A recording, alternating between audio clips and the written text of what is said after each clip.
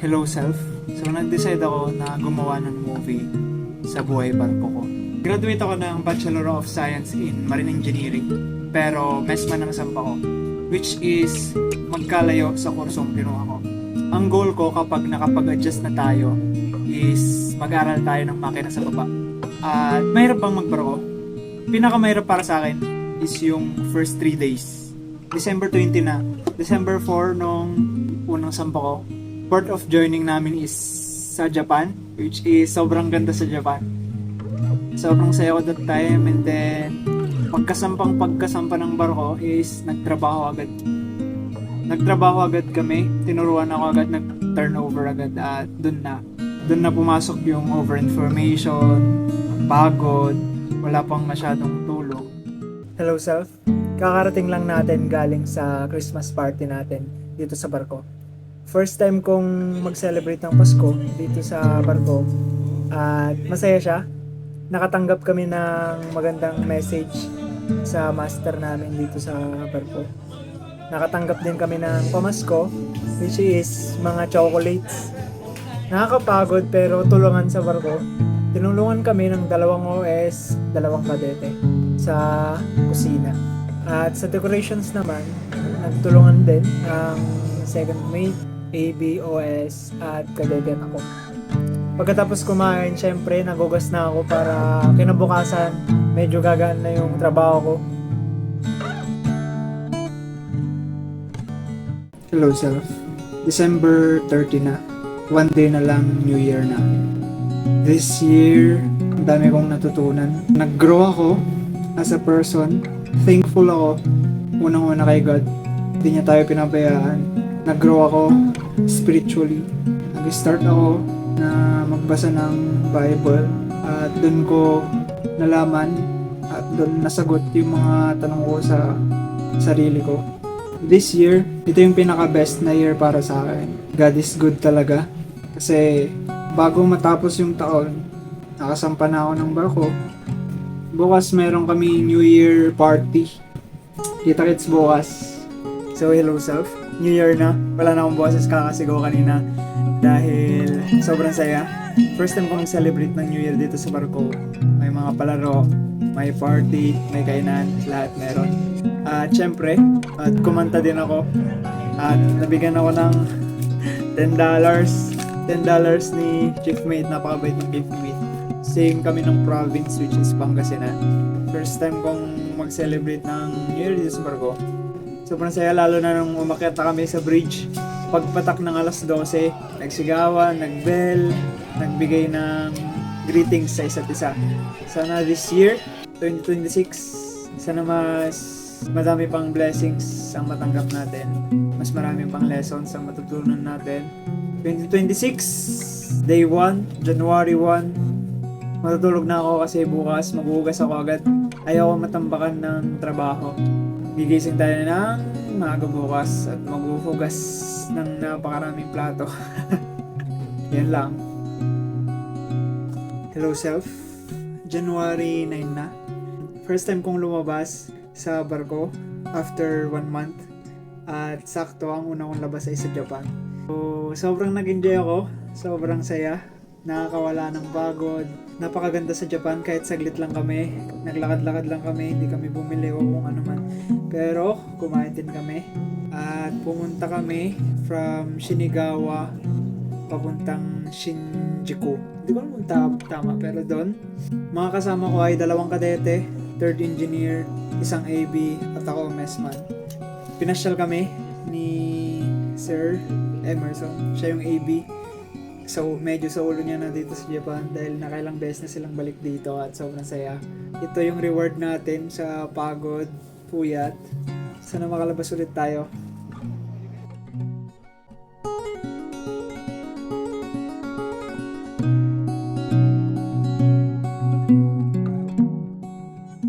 Hello Self, January 12 na. At ngayong araw, nakarating kami sa Shimizu. Sobrang lamig dito. Mas malamig to kaysa sa Shinagawa. So kaninang umaga, paggising ko, nakita ko yung maganda yung sunrise. So binidyoan ko at sobrang lamig sa labas. Umuusok yung bibig ko pag nagsasalita. Kala mo kayo drama eh, no? Yun nga sa'yo, yun nga sa'yo. Pero yun, sobrang saya. At hindi ko inakala na kita pala yung Mount Fuji doon. Kaya nung nagtrabaho ako, pagdating ni Mayor, sinabihan niya ako kung nakita ko daw ba yung Mount Fuji. Nung sinabi yun ni Mayor, lumabas agad ako. Kitang-kita nga. Pero nahaharangan siya ng mga cranes. Hindi man tayo nakalabas ngayon dito sa puertong to dahil saglit lang kami. Sulit naman kasi kitang-kita yung Mount Fuji. Nakapag-take ako ng picture ng Mount Fuji at kinahapunan, akala ko hindi ko na mapipicturean yung Mount Fuji. Pero thank God kasi nakapag-picture pa ako ng hapon, January 12. Mount Fuji, nakita natin. Sobrang ganda. Hello self. Kakabalik lang natin galing sa shore leave. At ngayong shore leave is naglakad-lakad lang tayo sa labas ng gabi. So gabi naman tayo nakalabas ngayon. At grabe sa Japan, napaka ganda. Dito sa napuntan namin is Kobe. Paggabi yung mga tao dito, sobrang konti na lang. Napakagandang lumabas, napakatahimik. Ang ganda ng lugar, ng mga ilaw, grabe. Nakatanggal ng stress. Kahit maglakad ka lang sa labas, napakasaya. Thank God kasi natuloy yung shore leave namin kahit saglit lang. Alas 9 na kami nakalabas at nakabalik kami ng 11. Yun, nag-grocery lang din kami at kumain sa labas. At video, picture for remembrances and sa family. Yun. Bukas, magtatrabaho na ulit tayo. At masaya tayo magtatrabaho bukas. Hello self. Kakarating lang natin galing sa shore leave. Dito ulit sa Tokyo, Shinagawa. At dito lang tayo sa mall at naglakad-lakad sa mga streets at kumain ng ramen. Kasi gabi na. At alaon na din na pagdating kaya nakahiga na ako dito. So, sobrang saya. Kasama ko si Sir Emerson ulit. Picture lang kami sa gilid-gilid at yun, naglakad-lakad, nagkwentuhan. Pangatlong shore leave na natin to.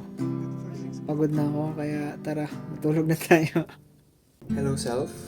March 9 na. Isang buwan din yung biyahe from Singapore hanggang Europe. Unang puerta namin ay sa Rotterdam. So, hindi kami nakalabas dahil sobrang hectic ng pagdikit. At second port namin ay sa Hamburg, Germany. So, dito, first time natin lumabas sa Germany. At pang-apat na shore leave ko na. Kahit sa Siemens Club lang kami, sobrang saya. Kasi sobrang nag-enjoy ako. Ang ganda ng view. Ang ganda ng view at ang dami ding pwedeng gawin sa loob ng Siemens Club. Nakakuha din tayo ng free na winter jacket. At tawag daw dito ay bear jacket. Zero expenses tayo dahil libre ang transportation. At hindi tayo gumastos. Sobrang saya. Nakalabas ako sa ibang bansa nang walang gastos. Thank God. Dahil nakalabas ulit tayo at nakabalik sa barko ng ligtas. That's it for today. Hello self, March 12 na.